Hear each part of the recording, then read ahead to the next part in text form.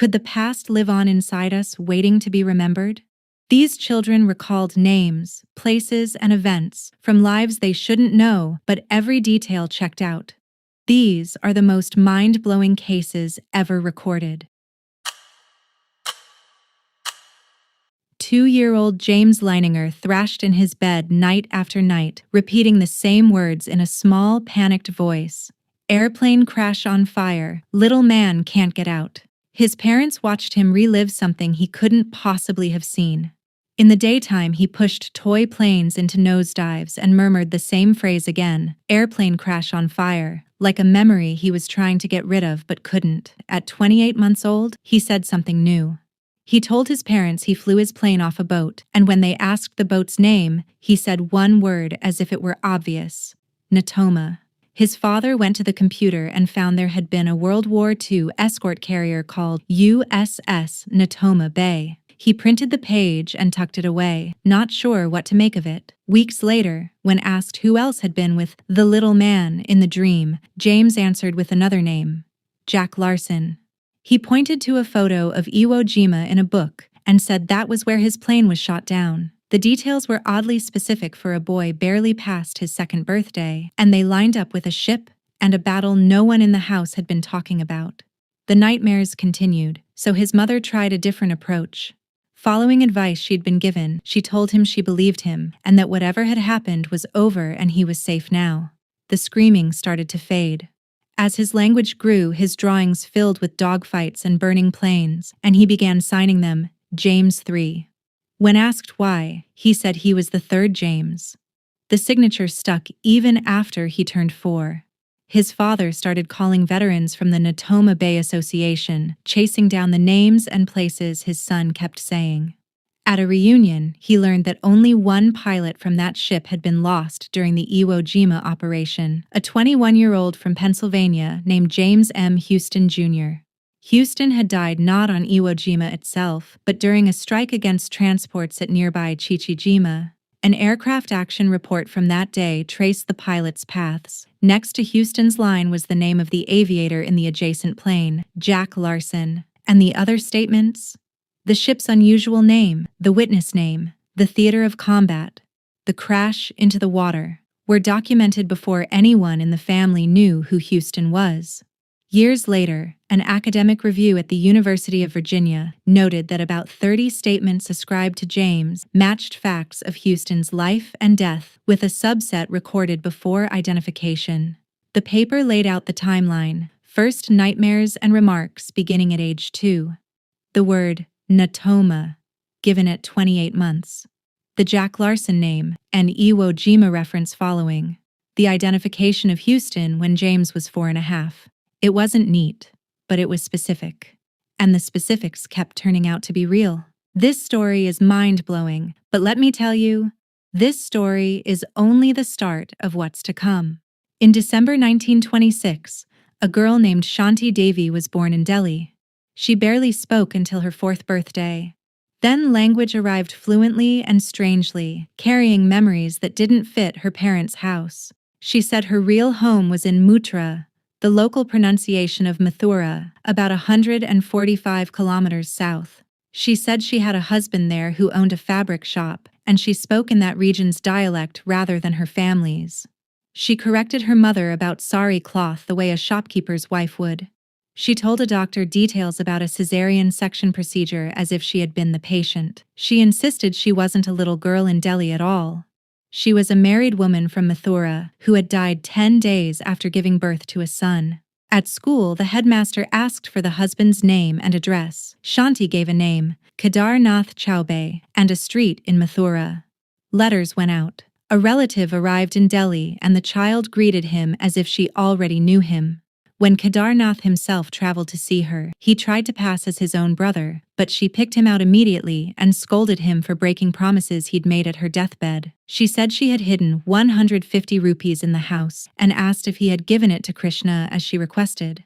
She noticed his mustache and a facial birthmark she had described earlier. When she met the boy who had been her son, she cried in a way that made the adults in the room go quiet. The case soon reached the ears of Mahatma Gandhi, who arranged a formal investigation. On November 24th, 1935, 9-year-old Shanti traveled by train with her parents and members of a commission to Mathura. As they pulled in, she remarked in Mathura's idiom that the temple doors would already be shut for the day. A horse carriage was hired and she was told to direct the driver.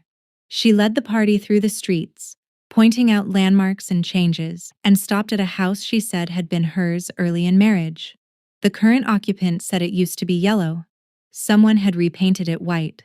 Inside, she described the old furniture layout and identified the bedroom. Down the lane at another house, she recognized her former brother at a glance. In the courtyard, she looked for a well where she used to bathe. Only paving stones were visible. When laborers pried them up, a dry old well was there under the stones. In the family room, she distinguished her jewelry from that of the current wife. When the commission finished its work, it published a report in 1936 that supported her claims based on what its members had seen on the trip. A skeptic, Balchand Nahata, disagreed in a separate booklet, and that debate followed the case for years. Shanti herself lived on, never marrying. She considered herself a widow, and continued describing what she remembered until her death in 1987. And it gets even crazier now. This next story is unbelievable. In 2004, a boy named Ryan Hammons from Muskogee, Oklahoma, underwent surgery to remove enlarged adenoids. Afterward, he began to talk in full sentences. He also began to talk about Hollywood. He asked to go back there. He said he had lived in a big house with a swimming pool on a street with Rock in the name. He said he had 3 boys he had given his name to, and a daughter as well. He said he worked at an agency where people changed their names. He liked sunglasses and the beach. He talked about a New York politician he called Senator 5, said he didn't like Franklin Roosevelt, and said he had crossed the Atlantic by ship and seen Paris and the Eiffel Tower. His mother started keeping a journal, writing down each remark before any name was attached to the person he might be remembering. The bedtime stories weren't peaceful. Some nights Ryan woke clutching his chest and gasping, saying his heart had exploded in Hollywood. During the day, he staged imaginary film shoots at home, shouting, "Action!" On one evening, he took his mother's hand and said, very calmly, "Mama, I think I used to be someone else." His parents, both practical people with hard jobs and church on Sundays, didn't know what to do with that. They went to the library. They brought home picture books about old movies. One day, paging through a book on early 30s films, Ryan stopped at a still from the 1932 movie, Night After Night. He pointed to one actor and said, "That's George. We did a picture together." Then he pointed to a grim-faced man on the right and said, "That guy's me. I found me." The problem was that the man he identified was an uncredited extra. No name was printed under the face. His mother wrote to Jim Tucker at the University of Virginia's Division of Perceptual Studies. A TV production crew sniffed around the story. At first, someone misidentified the extra. A film archivist then tracked the extra's identity properly. The name was Marty Martin, born Morris Kalinsky, who had danced on Broadway, moved to Los Angeles, acted briefly, then made his money as a Hollywood talent agent. He was wealthy, he collected sunglasses, he liked Chinese restaurants, and he lived in a large house with a pool on Roxbury Drive in Beverly Hills. He had a daughter and, later, adopted 3 boys when he married again. He traveled to New York often and made multiple ocean crossings to Europe on the Queen Mary to visit his sister. He was a staunch Republican. He died on Christmas Day 1964 of a cerebral hemorrhage after leukemia, at 61. Match after match lined up with things Ryan had said before anyone in the family knew Martin's name. Tucker set up blind picture tests and controlled visits. At 6, Ryan was flown to Los Angeles and taken to houses and places connected with Martin. He responded to the right ones, including a home linked to a cowboy star Ryan had already called a friend. Later, he met Martin's daughter, who had been 8 when her father died. She confirmed a stack of personal details Ryan had given, about the green car her father wouldn't let anyone else drive, about the dog he bought her that she didn't like, about the sunglasses everywhere in the house. Back home, Ryan started letting the past go. One night, he took down the Eiffel Tower and New York pictures from his wall and said he just wanted to be a regular kid. These stories are some of the strangest stories I've ever come across, and there's no way that kids of that age can remember such specific details. So it does leave you to ask the question, have you been here before? Is this all part of a cycle? I'll see you in the next one.